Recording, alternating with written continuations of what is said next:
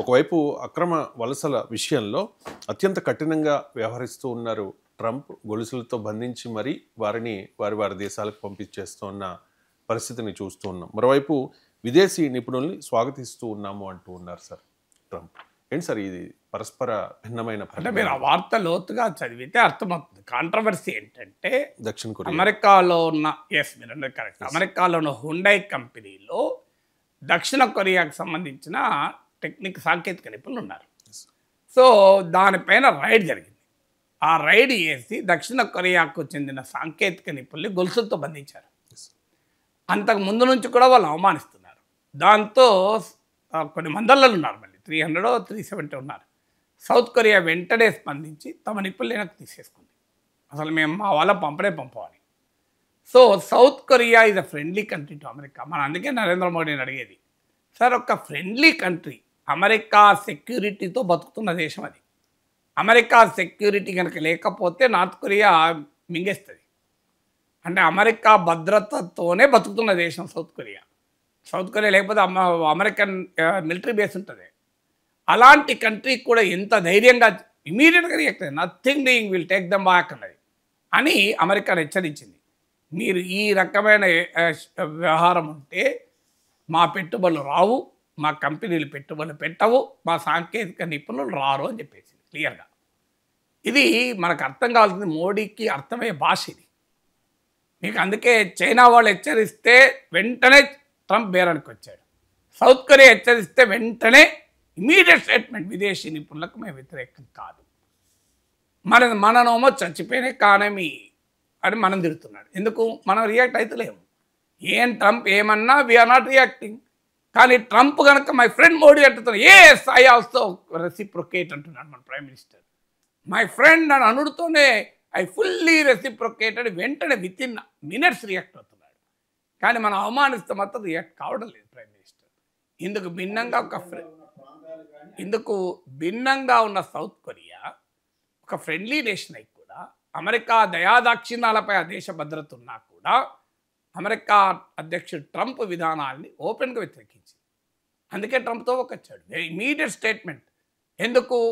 అమెరికాలో ఉండే automobile industry ఏనాడో దేశం విడిచి వెళ్ళిపోయింది. దాదాపు ఎక్కువ టెస్లా కొంత మ్యానుఫ్యాక్చరింగ్ బేస్ ఉంది. మీకు డెట్రాయిట్ ఒకప్పుడు మ్యానుఫ్యాక్చరింగ్ బేస్. ఎందుకు వెళ్ళింది? అమెరికన్ ఎకానమీ ఫైనాన్షియలైజేషన్ అయింది. ఫైనాన్షియలైజేషన్ ఆఫ్ అమెరికన్ ఎకానమీ వల్ల అమెరికా మ్యానుఫ్యాక్చరింగ్ తగ్గుతూ వస్తుంది. ఫైనాన్షియలైజేషన్ అంటే ఏంటి? సింపుల్ ఒక ఉదాహరణ చెప్పాను గతంలో కూడా, ఇప్పుడు చెప్తున్నాను. నాకు ఒక 3 చిన్న ఫ్యాక్టరీలు ఉన్నాయి. ఒక 20 మంది 30 మంది 50 మంది పనిచేసాయి. ఆ 3 ఫ్యాక్టరీలు మొత్తం అమ్మితే ఒక 3 కోట్లు వస్తాయి. నేను ఆ 3 కోట్ల విలువైన ఫ్యాక్టరీలను అలాగే ఉంచి ఒక 100 మందికి ఉపాధి కల్పిస్తూ దాని నుంచి నేను ప్రతి నెల 1,50,000 2 లక్షల ఆదాయం పొందుతున్నాను. కానీ మన ఫైన్ మార్నింగ్ నాకు ఏమనిపిస్తుంది, ఈ 3 ఫ్యాక్టరీలు కార్మికులు ఎప్పుడు ఉంటారో ఉండరో తెలియదు, ఎవరు ఎప్పుడు వెళ్ళిపోతారో తెలియదు, రోజు పొద్దునపై నేను చాకరీ చేయాలి. ఇంత చేస్తే నాకు 3 కోట్ల విలువైన ఆస్తి పైన ₹1,00,000 వస్తారు. దానికన్నా నేను దీన్ని అమ్మేశాను అనుకోండి, 3 కోట్లు వస్తాయి. తీసుకెళ్ళి నేను వడ్డీకి ఇచ్చుకున్నాను అనుకో, నెలకు 3 లక్షలు వస్తాయి. ఇప్పుడు ₹1,00,000తో నేను రోజు ఫ్యాక్టరీ పోవడము, ఆ ఉద్యోగులతో తలపల కొట్టుకోవడము, ఆ ఉత్పత్తి చేయడము, అమ్ముకోవడం, ఇదంతా ఎందుకు పంచాయతీ? నాకు కావాల్సిన డబ్బు కదా, 1,00,000 వచ్చేది 3 లక్షలు వస్తుంది కదా అని నేను ఫ్యాక్టరీలు అమ్మేసుకొని 3 కోట్లు వడ్డీకిచ్చుకుంటాను, లేదా స్టాక్ మార్కెట్లో పెట్టుకుంటాను.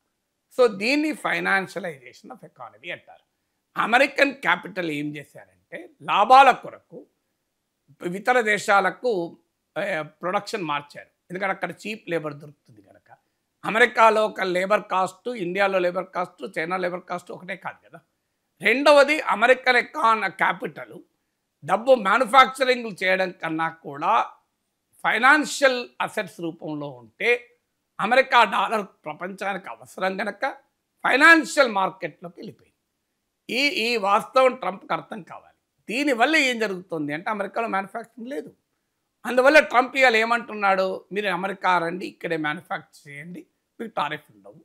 మీరు ఇక్కడ మ్యానుఫ్యాక్చర్ చేయక బయట మ్యానుఫ్యాక్చర్ చేసి ఇక్కడ అమ్మితే టారిఫ్లు ఉంటాయి కదా. ఇప్పుడు ఏం చేస్తున్నాడు, మరి అక్కడే మ్యానుఫ్యాక్చర్ చేద్దామని కంపెనీలు పోతే ఆడ విదేశీ నిపుణుల్ని అటాక్ చేస్తున్నారు. ఇది ట్రంప్ పాలసీ ట్రంప్కే రివర్స్ కొడుతుంది. అందుకే ఇమీడియట్గా రియాక్ట్ అయ్యాడు. కొన్ని రంగాల్లో మేము విదేశీ నిపుణులను చూసి నేర్చుకుంటాం. Semi conductors, chips, computers, railways, shipping ఉదాహరణ కూడా చెప్పాడు. ఇందులో మేము విదేశీ నిపుణులను చూసి నేర్చుకుంటామని. మరి అమెరికా ఫస్ట్ ఏమైంది? మేక్ అమెరికా గ్రేట్ అగైన్ ఏమైంది? మనకు అర్థం కావాల్సింది ఏంటంటే ట్రంప్ లెక్క పిచ్చి తిక్కకో లెక్క ఉండదు అని అనుకుంటాం. ట్రంప్ తిక్కకు కూడా ఒక లెక్క ఉంది. ఆ లెక్క ఏంటంటే అమెరికా ప్రయోజనాలు కాపాడాలి. అమెరికా ప్రయోజనాలు కాపాడాల్సి వచ్చినప్పుడు విదేశీయుల్ని ఆహ్వానిస్తారు. ఇప్పుడు అందుకే చూడండి, హైలీ స్కిల్డ్ మ్యాన్ పవర్కు వ్యతిరేకం కాదు అమెరికా. స్టెమ్ కోర్సే చేసిన వాళ్ళకి వద్దనడం లేదు. అది అమెరికన్ ప్రయోజనాలకు అవసరం గనక. మీరు ఇప్పుడు అక్రమ వలసదారులను ఇంత గొడవ చేస్తున్నారు కదా, నా నమ్మకం అక్రమ వలసదారులందరినీ ట్రంప్ కాదు ఎవరు పంపరు. ఎందుకంటే అమెరికన్ ఎకానమీ నీడ్స్ రాత్రిపూట క్లీన్ చేయాలి ఆఫీసుల్ని. ఎవరు వైట్ అమెరికన్ క్లీన్ చేస్తారు ఎక్కడన్నా? మీరు అమెరికాలో నేను కూడా పర్యటించాను, 2 సార్లు పోయాను, 3వసారి కూడా పోతున్నాను. సో ఎక్కడన్నా నాకు వైట్ అమెరికన్స్ క్లీన్ మాపింగ్ చేసేలా కనవలే. చాలా రేర్. మరి ఇక్కడ నేను చూడలే. ఎవరుంటారు? మెక్సికన్స్ ఉంటారు ఎక్కువ. మరి ఆ పని అమెరికన్స్ చేస్తారా? చేయరు కదా. చిన్న గ్యాస్ స్టేషన్లో ఎవరుంటారు? వైట్ అమెరికన్స్ ఎంతమంది ఉంటారు? మెక్డొనాల్డ్స్లో వైట్ అమెరికన్ సేల్స్మెన్గా ఎంతమంది ఉంటారు? తక్కువ కదా.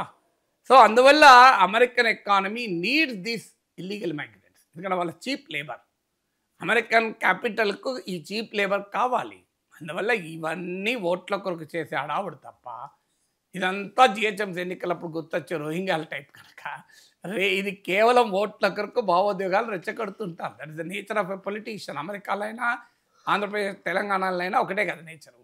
కానీ అల్టిమేట్గా అందరినీ ఎలగొడితే అమెరికన్ ఎకానమీ నిలబడదు. American economy needs these people. అది చీప్ లేబర్ నుంచి మొదలుకొని హైలీ స్కిల్ పీపుల్.